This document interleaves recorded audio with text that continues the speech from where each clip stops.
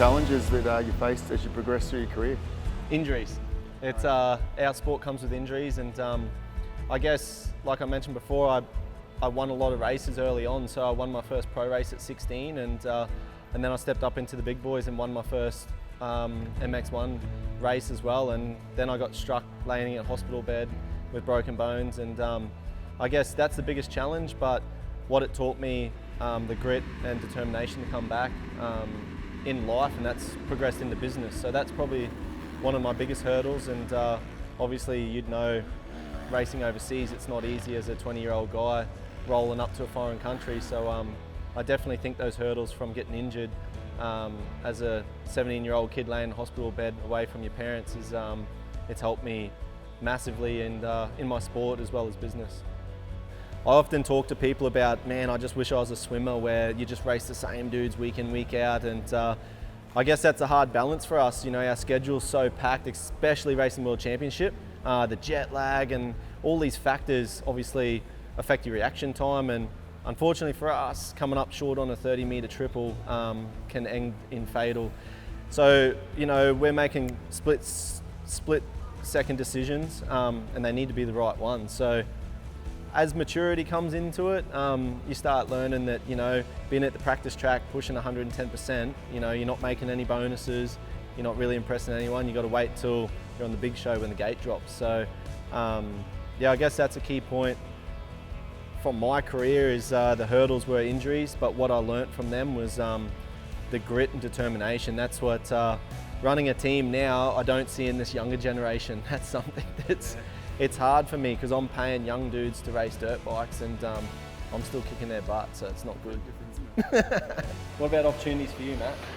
Yeah, look, it's a tough sport overseas, professional road cycling. So getting a contract and getting that contract renewed every year has its challenges, and it was certainly by no means easy.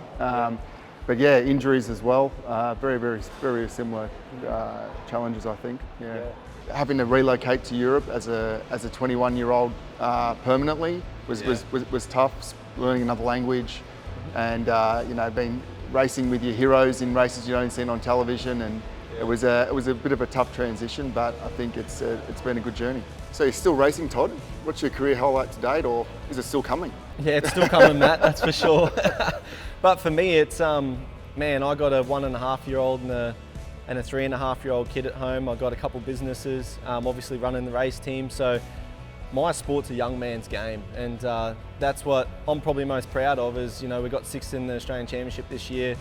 We're still ruffling up the young guys. We're getting podiums, and it shouldn't happen. That shouldn't be possible. So that's what I'm most proud of, and I've just joined with a coach over in America, Rob Beams.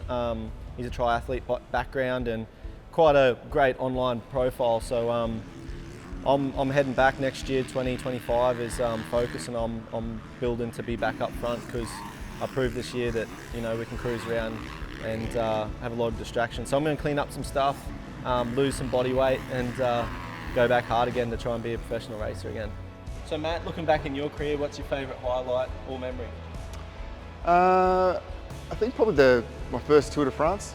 It was a race. I think when you're a young cyclist, everyone knows the Tour de France, and that's the one that you want to do. And I never would have imagined in a million years that I was going to get there.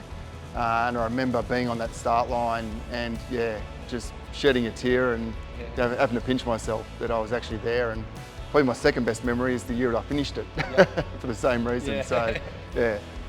That's cool. And now you're running a team, so what's that transition been like? Yeah, look, it's been fairly smooth. I went into management of a team directly after my career. Yep. So literally retired one day and then I hopped in the team car the next day, which was a very similar sort of lifestyle, very similar role. So that was a good transition, and then I moved into owning my own team after that. So it's all been a stepping stone, but yeah, certainly hasn't been an abrupt change. Yeah, that's good. I'm struggling actually with that transition because I'm doing both. Yeah. So it's nice to hear you hung the boots up, we say, and then move into those positions. Yep. That's something I can't let go of yet.